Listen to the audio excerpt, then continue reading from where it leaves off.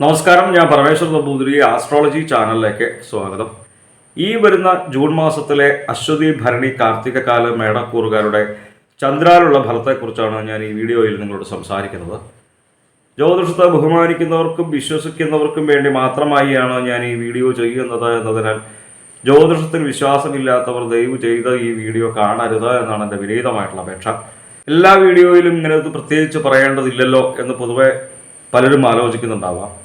പക്ഷെ ഇങ്ങനെ പറയാനായിട്ടുള്ള കാരണം ഈശ്വര വിശ്വാസമില്ലാത്തവരും അതേപോലെ തന്നെ ജ്യോതിഷത്തെ വിശ്വാസമില്ലാത്തവരും ചിലപ്പോൾ വീഡിയോ കാണാനായിട്ട് ഇടവരും. കണ്ടു കഴിഞ്ഞു കഴിഞ്ഞാലോ അവർക്ക് ഈ ഈശ്വര വിശ്വാസം ഇല്ലാത്തത് കൊണ്ടും ഒക്കെ ഈശ്വര വിശ്വാസവും നാമജപമൊക്കെ ഉണ്ടെന്നുണ്ടെങ്കിൽ തന്നെ, അതായത് ക്ഷേത്ര ദർശനമൊക്കെ ഉണ്ടെന്നുണ്ടെങ്കിൽ തന്നെ നമ്മളുടെ പല ദുരിതങ്ങളും ഇല്ലാതാവും. അപ്പൊ ഇതൊന്നും ചെയ്യാത്തവർ ഈ വീഡിയോ കാണുകയും ചെയ്യുക. അപ്പൊ അങ്ങനെ ഉള്ളവർ ഒഴിവായി പോവുമല്ലോ. അപ്പൊ അതുകൊണ്ട് തന്നെയാണ് ഞാൻ പ്രത്യേകിച്ച് ഓരോ വീഡിയോയും ആരംഭിക്കുമ്പോൾ ജ്യോതിഷത്തിൽ വിശ്വാസമില്ലാത്തവർ, ഈശ്വര വിശ്വാസമില്ലാത്തവർ ദയവ് ചെയ്ത് ഈ വീഡിയോ കാണരുത് എന്ന് പ്രത്യേകിച്ച് പറയാൻ കാരണം, എന്തായാലും ഗ്രഹങ്ങളുടെ സ്ഥിതിക്കനുസരിച്ച് നല്ല ഫലങ്ങളെ സൂചിപ്പിക്കും, മോശഫലങ്ങളെയും സൂചിപ്പിക്കാനിട വരും. നല്ല ഫലങ്ങളെ മനസ്സിലാക്കി ജീവിത വിജയം വരിച്ചാൽ വളരെ സന്തോഷം. അതേപോലെ തന്നെ മോശഫലങ്ങളെ മനസ്സിലാക്കി ആ മോശഫലങ്ങളിൽ നിന്ന് ഒരാളെങ്കിലും മുക്തി നേടിയാൽ വളരെ വളരെ സന്തോഷം. എന്തായാലും ഈ വരുന്ന ജൂൺ മാസത്തിൽ മേടക്കൂറുകാർക്ക് സൂര്യൻ 15-ാം തീയതി വരെ 2-ലാണ് നിൽക്കുന്നത്. 2-ൽ നിൽക്കുന്ന സൂര്യനെ കൊണ്ട് അത്ര നല്ല ഫലത്തെയല്ല സൂചിപ്പിക്കുന്നത്. പ്രത്യേകിച്ചും ധനപരമായിട്ടുള്ള കാര്യങ്ങൾ ചിന്തിക്കുന്ന ഭാവമാണ് 2-ാം ഭാവം എന്നതുകൊണ്ട് തന്നെ കടം കൊടുത്തു കഴിഞ്ഞു കഴിഞ്ഞാൽ ചിലപ്പോൾ തിരിച്ചു കിട്ടാത്ത അവസ്ഥ വന്നു ചേരാൻ പ്രത്യേകിച്ച് ശ്രദ്ധിക്കുക. അതായത് അന്യരാൽ ചതിക്കപ്പെടുവാനായിട്ടുള്ള ഫലത്തെ തന്നെയാണ് ഗ്രന്ഥങ്ങളിൽ സൂചിപ്പിക്കുന്നത് എന്നർത്ഥം. അതേപോലെ തന്നെ ഈ ഓൺലൈൻ മുഖേനയായിട്ടാണല്ലോ നമ്മൾ ഈ പുതിയ കാലഘട്ടത്തിൽ ധനപരമായിട്ടുള്ള കാര്യങ്ങളെല്ലാം കൂടുതൽ കൈകാര്യം ചെയ്യുന്നത്. അപ്പോൾ അതും പ്രത്യേകിച്ച് ശ്രദ്ധിക്കുക. നമുക്ക് പരിചിതമല്ലാത്ത ആൾക്കാർ നമ്മളുടെ മൊബൈലിലേക്ക് ഓരോ ലിങ്കൊക്കെ അയച്ചു തന്ന് അതൊക്കെ ഓപ്പൺ ചെയ്യുവാനായിട്ട് നിർബന്ധിച്ചാൽ അതൊന്നും ഒരു കാരണവശാലും ചെയ്യാൻ പാടില്ല. ചെയ്തു കഴിഞ്ഞാൽ നമ്മളുടേതെന്ന് കരുതപ്പെടുന്നതായിട്ടുള്ള ആ മൊബൈൽ ഫോണിന്റെ ഉപയോഗം പിന്നെ അവരുടെ കയ്യിലേക്ക് എത്തപ്പെടും. അപ്പൊ നമ്മളുടെ മൊബൈലിൽ സൂക്ഷിച്ചു വെച്ചതായിട്ടുള്ള രേഖകളായിക്കോട്ടെ, അതേപോലെ തന്നെ ധനമായിക്കോട്ടെ, അതൊക്കെ അവരുടെ കയ്യിലേക്ക് എത്തിപ്പെടുവാനായിട്ടുള്ള സൂചനയുണ്ട് എന്ന് മനസ്സിലാക്കി പ്രത്യേകിച്ചും ഈ കാര്യങ്ങളൊന്ന് ശ്രദ്ധിക്കുക. ഈ മോശഫലങ്ങൾ നമ്മളിലേക്ക് വരാതിരിക്കാൻ വേണ്ടിയിട്ട് പ്രത്യേകിച്ച് മഹാദേവനെയാണ് മനസ്സിലത്തി ആരാധിക്കേണ്ടതും പ്രാർത്ഥിക്കേണ്ടതും. ശിവക്ഷേത്ര ദർശനം ചെയ്യുക. കുടുംബത്തിൽ നിന്ന് നാമം ജപിക്കുമ്പോൾ മഹാദേവനെ നല്ല രീതിയിൽ തന്നെ മനസ്സിലത്തി പ്രാർത്ഥിക്കുക. നമുക്ക് അറിയാവുന്നതായിട്ടുള്ള ശിവസ്തോത്രങ്ങളും പഞ്ചാക്ഷരമൊക്കെ ജപിച്ചു കഴിഞ്ഞാൽ ഈ 2-ൽ നിൽക്കുന്ന സൂര്യനെ കൊണ്ട് പറയുന്നതായിട്ടുള്ള ആ മോശഫലങ്ങളെ നമുക്ക് കുറയ്ക്കുവാൻ, ഇല്ലാതാക്കുവാനായിട്ട് സാധിക്കും. 15-ാം തീയതിക്ക് ശേഷം സൂര്യൻ 3-ലേക്ക് വരുന്നത് വളരെ നല്ല ഫലത്തെയാണ് മേടക്കൂറുകാർക്ക് സൂചിപ്പിക്കുന്നത്. നമ്മൾ അനുഭവിച്ചു കൊണ്ടിരിക്കുന്നതായിട്ടുള്ള പലവിധ ദുഃഖ ദുരിതങ്ങളിൽ നിന്നുമൊക്കെ മോചനം വന്നു ചേരുന്ന നല്ല കാലയളവിനെയാണ് സൂചിപ്പിക്കുന്നത്. പ്രത്യേകിച്ചും എല്ലാവർക്കും ഇഷ്ടമായിട്ടുള്ള ഒരു ഫലമാണ്. ശത്രുപരമായിട്ടുള്ള ഒരു ഉപദ്രവങ്ങളും നമ്മളിലേക്ക് വന്നു ചേരാത്ത കാലയളവിനെ സൂചിപ്പിക്കുന്നു. നല്ല രീതിയിൽ തന്നെ ധനം വന്നു ചേരുക, വ്യാധി വിനാശം, അതായത് നേരത്തെ പറഞ്ഞതുപോലെ നമ്മൾ അനുഭവിക്കുന്ന എന്തൊക്കെ വ്യാധികളാണോ അതെല്ലാം നല്ല രീതിയിൽ തന്നെ പരിഹാരം വന്നു ചേരുക, നല്ല രീതിയിൽ തന്നെ ഐശ്വര്യം ഉണ്ടാവുക, പുതിയ പുതിയ സ്ഥാനമാനങ്ങൾ ലഭിക്കുക. അതായത് ജോലി സംബന്ധമായിട്ട് നോക്കുകയാണെന്നുണ്ടെങ്കിലും ഉയർച്ച വന്നു ചേരുന്ന, ധനലാഭം വന്നു ചേരുന്ന നല്ല ഫലത്തെയാണ് 3-ൽ നിൽക്കുന്ന സൂര്യനെ കൊണ്ട് സൂചിപ്പിക്കുന്നത്. ജൂൺ മാസം 7-ാം തീയതി വരെ ചൊവ്വ 4-ലാണ്. അതിനുശേഷം 5-ലേക്ക് വരും.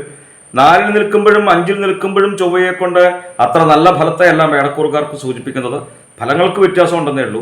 7-ാം തീയതി വരെ 4-ൽ നിൽക്കുന്ന ചൊവ്വയെ കൊണ്ട് വാഹനം ഉപയോഗിക്കുന്നവർ ഈ കാലയളവിൽ പ്രത്യേകിച്ച് ശ്രദ്ധിക്കേണ്ടതുണ്ട്. അതേപോലെ തന്നെ ദുർജന സംസർഗം വന്നു ചേരുക, നമുക്ക് ചേരാത്തവരുമായിട്ട് കൂട്ടുകൂടുവാനായിട്ട് ഇടവരിക. നമുക്ക് ചേരാത്തവരുമായിട്ട് കൂട്ടുകൂടിക്കഴിഞ്ഞാൽ നമുക്ക് ജീവിതത്തിൽ നിങ്ങൾക്കായിക്കോട്ടെ എനിക്കായിക്കോട്ടെ ആർക്കും നല്ല ഫലമല്ലല്ലോ ജീവിതത്തിൽ വന്നു ചേരുക. അതേപോലെ തന്നെ ഉദരവ്യാധി വന്നു ചേരുക. ഉദരവ്യാധി എന്ന് പറയുന്നത് വയറ് സംബന്ധമായിട്ടുള്ള രോഗദുരിതങ്ങൾ അല്ലേ. അപ്പൊ ഈ വയറ് സംബന്ധമായിട്ടുള്ള രോഗദുരിതങ്ങൾ വരുന്നത് തന്നെ നമ്മൾ കഴിക്കുന്ന ആഹാരത്തിലൂടെയാണ് എന്ന് മനസ്സിലാക്കി ശുദ്ധമായിട്ടും വൃത്തിയായിട്ടുള്ള ഭക്ഷണം ശ്രദ്ധിച്ച് കഴിക്കുവാനായിട്ട് ശ്രമിക്കുക. 7-ാം തീയതിക്ക് ശേഷം ചൊവ്വ 5-ലേക്ക് വരുമ്പോൾ ശത്രുഭയം ഉണ്ടാവുക. ശത്രുക്കൾ നിമിത്തം തന്നെ ഉപദ്രവങ്ങൾ വന്നു ചേരുമോ എന്നുള്ളൊരു അകാരണമായിട്ട് മാനസികമായിട്ട് വന്നു ചേരുന്ന ഭയം, അതേപോലെ തന്നെ രോഗഭയം ഉണ്ടാവുക. ഏതെങ്കിലും വിധേന രോഗദുരിതങ്ങൾ നമ്മളിലേക്ക് വന്നു ചേരുമോ എന്നുള്ളൊരു അകാരണമായിട്ടുള്ള ഭയം, അതായത് വെറുതെ ആലോചിച്ച് മനസ്സ് വിഷമിക്കുന്ന ഒരവസ്ഥ. സന്താനങ്ങൾ നിമിത്തം തന്നെ അരിഷ്ടത വന്നു ചേരുന്നൊരു ഫലത്തെയും 5-ൽ നിൽക്കുന്ന ചൊവ്വയെ കൊണ്ട് സൂചിപ്പിക്കുന്നുണ്ട്. അപ്പൊ 4-ൽ നിൽക്കുമ്പോഴും 5-ൽ നിൽക്കുമ്പോഴും ചൊവ്വയെ കൊണ്ട് അത്ര നല്ല ഫലത്തെയല്ല സൂചിപ്പിക്കുന്നത് എന്ന് മനസ്സിലാക്കി ഈ മോശഫലങ്ങളെല്ലാം നമുക്ക് ഇല്ലാതാക്കേണ്ടതുണ്ട്. അപ്പം അതുകൊണ്ട് തന്നെ പ്രത്യേകിച്ചും ഭദ്രകാളി ഭഗവതിയെ നല്ല രീതിയിൽ തന്നെ മനസ്സിരുത്തി ആരാധിക്കുക. നമ്മളുടെ സമീപ പ്രദേശത്തുള്ളതായിട്ടുള്ള ഭദ്രകാളി ക്ഷേത്ര ദർശനം ചെയ്യുക, ഭദ്രകാളിയുടെ സ്തോത്രങ്ങൾ ജപിക്കുക. കുടുംബത്തിൽ നിന്ന് നാമം ജപിക്കുമ്പോൾ പൊതുവെ അത് ക്ഷേത്രത്തിലായാലും കാളി കാളി മഹാകാളി ഭദ്രകാളി നമോസ്തുതേ കുലം ച കുലധർമ്മം ച മാം ച പാലയ പാലയ, ഇതേപോലെയുള്ളതായിട്ടുള്ള വളരെ ലളിതങ്ങളായിട്ടുള്ള സ്തോത്രങ്ങളൊക്കെ ജപിച്ചു കഴിഞ്ഞാൽ ഈ ഭദ്രകാളി ഭഗവതിയുടെ അനുഗ്രഹം നമ്മളിലേക്ക് വന്നു ചേരുകയും ചെയ്യും. നേരത്തെ പറഞ്ഞതായിട്ടുള്ള മോശഫലങ്ങളൊന്നും നമ്മളിലേക്ക് വരികയും ചെയ്യില്ല. അപ്പൊ പ്രത്യേകിച്ച് ഭദ്രകാളി ഭഗവതിയെ നല്ല രീതിയിൽ തന്നെ മനസ്സിരുത്തി പ്രാർത്ഥിച്ചോളൂ. ഈ വരുന്നതായിട്ടുള്ള ജൂൺ മാസത്തിൽ മേടക്കൂറുകാർക്ക് ബുധന് 3 മാറ്റങ്ങളുണ്ട്. 2-ലും 3-ലും 4-ലുമായിട്ടാണ് ബുധസ്ഥിതി. 2-ൽ നിൽക്കുന്ന ബുധനെ കൊണ്ട് 6-ാം തീയതി വരെ വളരെ നല്ല ഫലത്തെ സൂചിപ്പിക്കുന്നു. നമ്മളുടെ വാക്കുകൾക്ക് ശോഭ ഉണ്ടാവുക, നമ്മളുടെ വാക്കുകളെ മറ്റുള്ളവർ ഇഷ്ടപ്പെടുക, നല്ല രീതിയിൽ തന്നെ ധനം വന്നു ചേരുക. 2-ൽ നിൽക്കുന്നതായിട്ടുള്ള ബുധൻ വളരെ നല്ല ഫലത്തെയാണ് സൂചിപ്പിക്കുന്നത്. പ്രത്യേകിച്ചും വിദ്യാപരമായിട്ടുള്ള കാര്യങ്ങൾ ചിന്തിക്കുന്നത് ബുധനെ കൊണ്ടായതുകൊണ്ട് തന്നെ വിദ്യാർത്ഥികൾക്കും ഉദ്യോഗാർത്ഥികൾക്കും വളരെ നല്ല ഫലത്തെ സൂചിപ്പിക്കാം. വിദ്യാർത്ഥികൾ പരീക്ഷയ്ക്ക് എഴുതുമ്പോൾ വളരെ നല്ല രീതിയിൽ തന്നെ ഉന്നത വിജയം വന്നു ചേരുക. അതേപോലെ തന്നെ ജോലി സംബന്ധമായിട്ട് ശ്രമിക്കുമ്പോൾ ഉദ്യോഗാർത്ഥികൾക്ക് വളരെ നല്ല രീതിയിൽ തന്നെ ഇന്റർവ്യൂവിൽ ശോഭിക്കുവാനായിട്ട് സാധിക്കുക. വളരെ നല്ല ഫലത്തെയാണ് 6-ാം തീയതി വരെ 2-ൽ നിൽക്കുന്ന ബുധനെ കൊണ്ട് സൂചിപ്പിക്കുന്നത്. 6-ാം തീയതിക്ക് ശേഷം 23-ാം തീയതി വരെ ബുധൻ 3-ലാണ് നിൽക്കുന്നത്. 3-ൽ നിൽക്കുന്ന ബുധനെ കൊണ്ട് അസൂയാലുക്കളുടെ വർധനവ് വന്നു ചേരുന്നൊരു ഫലത്തെയാണ് സൂചിപ്പിക്കുന്നത്. 23-ാം തീയതിക്ക് ശേഷം 4-ലേക്ക് വരുമ്പോൾ വളരെ നല്ല ഫലത്തെ വീണ്ടും സൂചിപ്പിക്കുന്നു ബുധനെ കൊണ്ട്. അതായത് 4-ൽ നിൽക്കുന്ന ബുധനെ കൊണ്ട് ബന്ധു കുടുംബ അഭിവൃദ്ധി വന്നു ചേരുക, ബന്ധുക്കൾ തമ്മിൽ യോജിപ്പുണ്ടാവുക, കുടുംബത്തെ അഭിവൃദ്ധി വന്നു ചേരുക.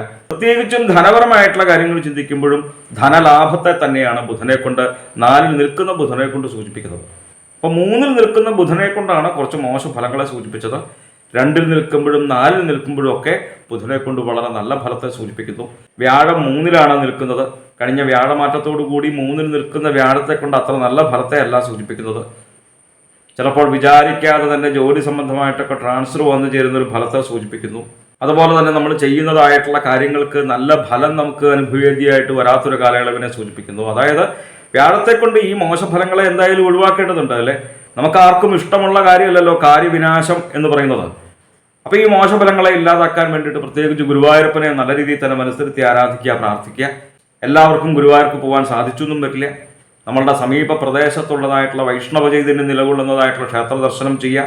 നമ്മളുടെ സാമ്പത്തിക സ്ഥിതിക്കനുസരിച്ച് വഴിപാടുകൾ ചെയ്യുക. സാമ്പത്തിക സ്ഥിതി മോശമാണെന്നുണ്ടെങ്കിലും ഒട്ടും പരിഭ്രമിക്കേണ്ട വിഷയമില്ല. നാരായണനാമം നാം ജപിച്ചു കഴിഞ്ഞാൽ ഗുരുവായൂരപ്പൻ്റെ അനുഗ്രഹം നമ്മളിലേക്ക് വന്നു ചേരും. അത് എവിടെ ഇരുന്ന് ജപിച്ചു കഴിഞ്ഞാലും ആ അനുഗ്രഹം വന്നു ചേരും. ഇപ്പൊ വിദേശത്ത് താമസിക്കുന്നവർക്ക് എപ്പോഴും ക്ഷേത്ര ദർശനമൊന്നും സാധ്യമായെന്ന് വരില്ലല്ലോ. പക്ഷെ നമ്മൾ താമസിക്കുന്ന, അതായത് വസിക്കുന്ന സ്ഥലത്ത് നമുക്ക് നാമം ജപിക്കാം അല്ലേ. ഇപ്പൊ ഈ മോശഫലങ്ങൾ ഒന്നും തന്നെ നമ്മളിലേക്ക് വന്നു ചേരില്ല. ശുക്രൻ ജന്മത്തിലാണ് നിൽക്കുന്നത്. ജന്മത്തിൽ നിൽക്കുന്ന ശുക്രനെ കൊണ്ട് ഭാര്യാഭർത്തൃ സംഗമം വന്നു ചേരുക. അതായത് ഭാര്യാഭർത്തൃ ബന്ധങ്ങൾ പിരിഞ്ഞു നിൽക്കുന്നുണ്ട് എന്നുണ്ടെങ്കിൽ അവരാഗ്രഹിക്കുന്നുവെങ്കിൽ വീണ്ടും ഒന്നിച്ചു ചേരുവാനായിട്ടുള്ള നല്ല ഫലത്തെ സൂചിപ്പിക്കുന്നുണ്ട്. പ്രത്യേകിച്ച് ശ്രമിച്ചോളൂ.